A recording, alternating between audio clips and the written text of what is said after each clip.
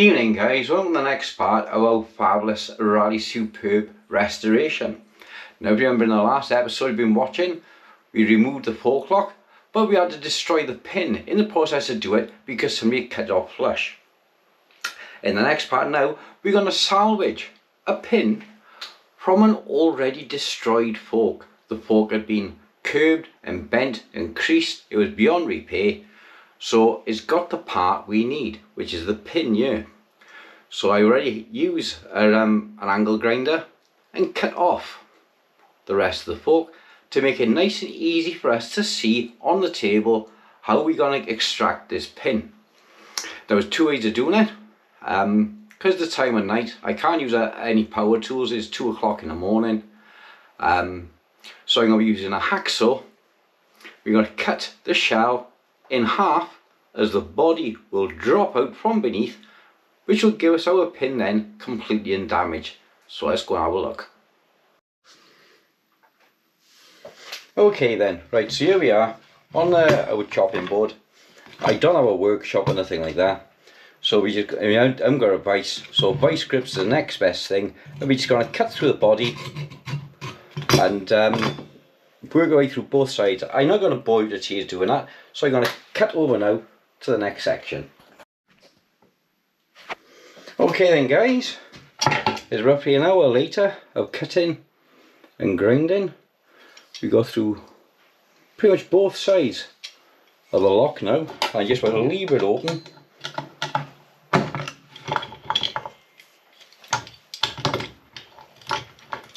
Let's see where we are. I'll just add a little bit more.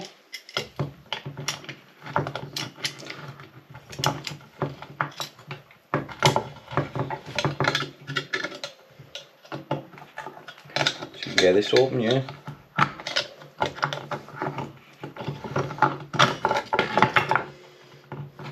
Okay, she's coming apart as you can see there now.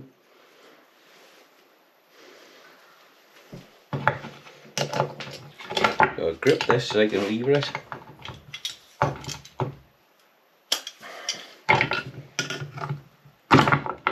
There we are.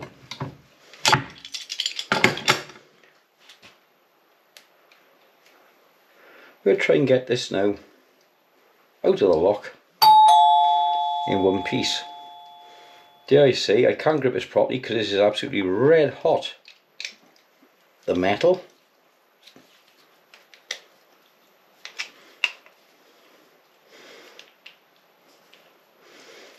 I think the pin now is seized in there, so I'm going to use that as an anvil as I can punch that down through there. Okay, so we're going to try and punch this down through now. We want to give us enough clearance underneath as that's not being held in the top.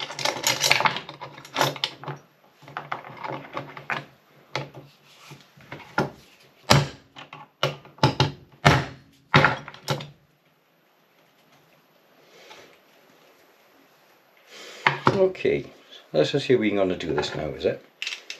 If we leave it from the inside here, we run the risk of bending the pin. We don't want to do that. So we're going to come in down from the back.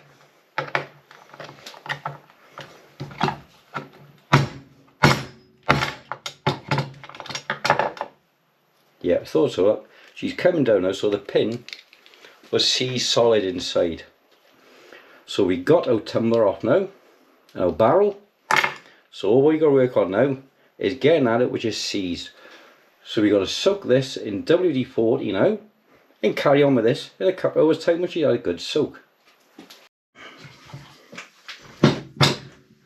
So we're gonna give it a good soak in WD-40 now.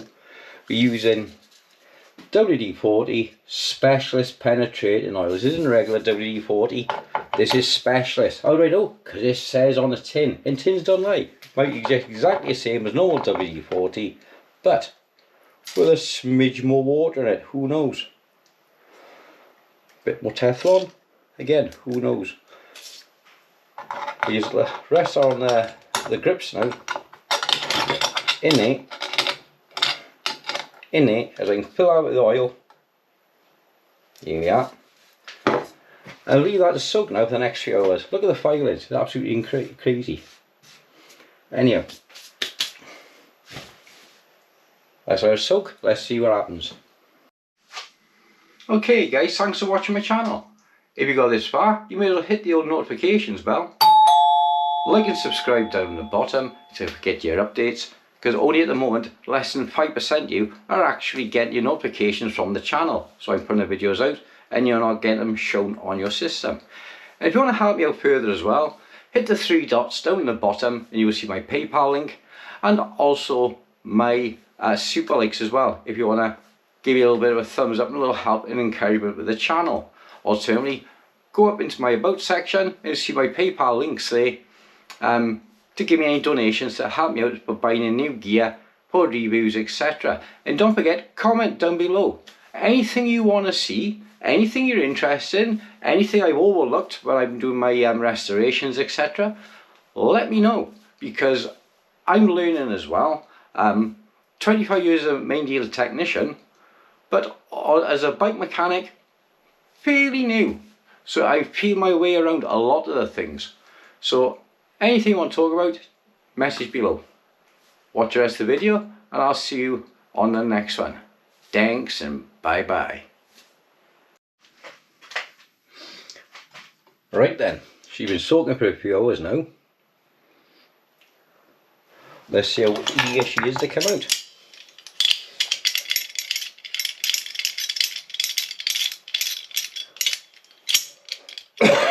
Excuse me.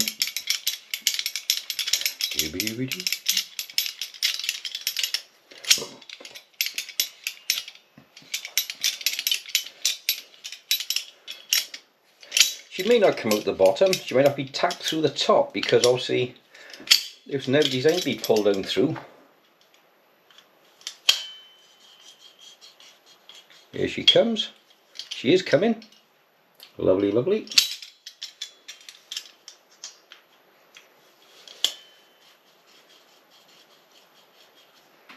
There we go.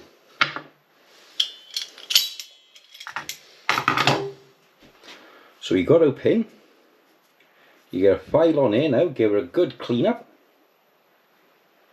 That's how she fits in now with the lock that we're going to use. Okay, right. So here's our preserve lock. So you have to use 2 forks effectively. So this is our original lock.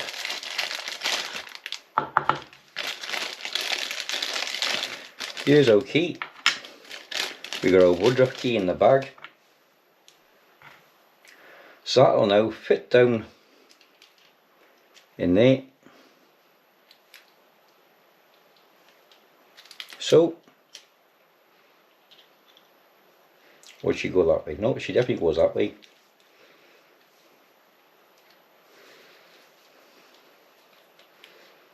Don't lose our tumblers.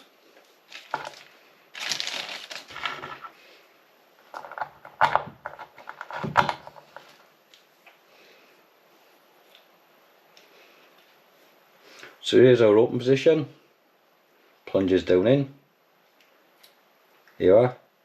So open, closed. So this is in the open position, it plunges all the way down.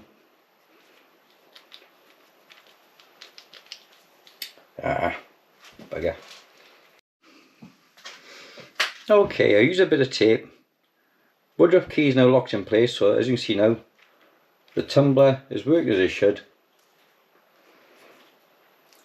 The dog goes in, so the curve is facing away, locks in such, and now you can see the lock working lovely as she should. So there we are then guys, a nice bit of faffing about for you at it's now 4 AM in the morning. We now got our dog and our key complete, all working lovely, and this is now ready to go in the fork after painting. Now I've been giving a lot of thought over the weekend what I'm going to do. I'm going to rub the prune down myself, and there's a place locally nearby in Aberdeen which has done the forks for me on my Maverick 7 years ago, and they've done a stonking job. So I did a total respray on a Dynatech about 7 years ago. It was a Diablo, and as I discovered with titanium, it's an absolute bitch to get a really good bite on a paint, and I had to redo that bike about 5 times. It cost me more in paint in the end than getting it done professionally in the first place. So Aqua Graphics in Aberdeen, or you don't mind me mentioning you guys, but they're a great company, and they do water coating, you know, the transfer coating, all that sort of thing. And I'm going to take the forks in the frame over to there and have them, maybe even get them to shot blast it rather than me rub it down. But it's going to be a pucker job done on the bike, because I think I've gone so far on the bike now, right back to the bay frame. I may as well go the whole hog and have it done professionally. So it'll be a month or two before I get the money together to pay for a professional repaint. But when she goes up for sale, if she goes up for sale, because the rear hub etc is going up to Velocipedium and Rowan for a complete rebuild, a strip of service and rebuild on a rear hub. That's going to cost me a tidy packet as well. I'm exchanging a saddle with Rowan as well, a brand new Brooks, to go on the 84 Superb, and a nice saddle bag as well, and a saddle for the 61 Superb. So it's going to be virtually a complete strip, back to bare metal and a rebuild. So when she goes up for sale, don't expect me cheap, guys, because this is going to be effectively a brand new bike when she's finished, a brand new 61. I use NOS all the way through the rebuild, and I'm not going to use original 61 Raleigh brake cables, because they are a nightmare to get hold of, and for service and everyday use that's going to be problematic for anyone. As anybody knows, in the vintage bikes, it's a lot of money just to find one brake cable. And if I brakes on a hill, because it's 61-year-old cables, 64-year-old cables, you're on a downhill slope to death. So thanks for watching, guys. Click like, share and subscribe. Hit the notifications bell up in the corner, and please share the videos, and I hope you enjoy them. Alright then, guys, thanks for watching. Click like, share, subscribe. I'll see you on the next one. Thanks and bye bye.